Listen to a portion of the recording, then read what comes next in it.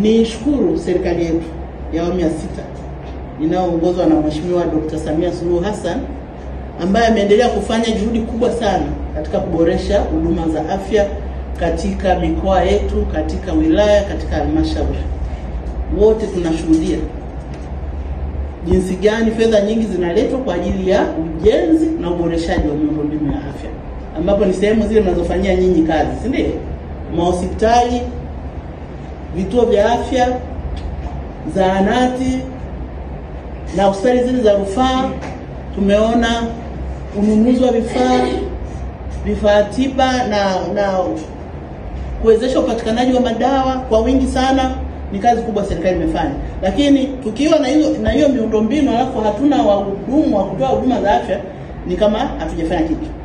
Serikali pia imeliona hilo na imeongeza ajira za watu wa huduma za afya, na tunashukuru sana. Hata mkoa wetu wa Mtwara tumepata hata ajira mpya. Naomba pia nishukuru wadau wa maendeleo, shirika la UNICEF ambalo linafadhili programu kubwa sana kwenye sekta hii ya afya, na mojawapo ya component ni mafunzo haya. Leo nichukue nafasi hii kuagiza viongozi mko hapa, vituo vyetu vyote vya kutolea huduma za afya katika mkoa wa Mtwara tuweke kipaumbele katika utoaji wa huduma hizi, huduma ya tiba okovu na huduma msingi kwa wagonjwa mahututi, ambayo ni huduma nafuu na ni huduma yenye ufanisi. Ndugu Katibu Tawala, mafunzo haya ya tiba okovu na huduma msingi kwa wagonjwa mahututi yanalenga kuokoa maisha kwa wagonjwa mahututi katika ngazi zote za kutolea huduma za afya kwa ngazi ya msingi. Ngazi ya msingi kwa sisi watu wa afya ni kuanzia zahanati, kituo cha afya mpaka hospitali za halmashauri. Yanajumuisha watumishi wa afya kutoka halmashauri ya manispaa ya Mtwara Mikindani na halmashauri ya Mbeya na Nyumbu. Haya mafunzo ni kama pilot study ya watu wa UNICEF.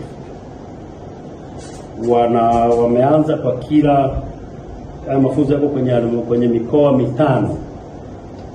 Kwenye mikoa mitano ambayo ni mkoa wa Songwe, Katavi, Kigoma, Dar es Salaam pamoja na sisi Mtwara, lakini ikiwepo Zanzibar. Mafunzo haya yanajumuisha watumishi 144 kutoka kwenye vituo vya afya na halmashauri na hospitali za halmashauri katika halmashauri zote hizi mbili. Na mafunzo haya yanaendeshwa kwa makundi. Kundi moja lina wastani wa watumishi 25 mpaka 30 tegemeana na watumishi wale walioko kwenye vituo kwa kila halmashauri.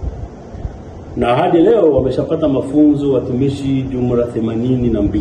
Mtwara ni moja ya mikoa ambayo inanufaika na ushirikiano ulipo kati ya serikali ya Tanzania na shirika la Umoja wa Mataifa kuhudumia watoto UNICEF, na hasa kwenye sekta ya afya.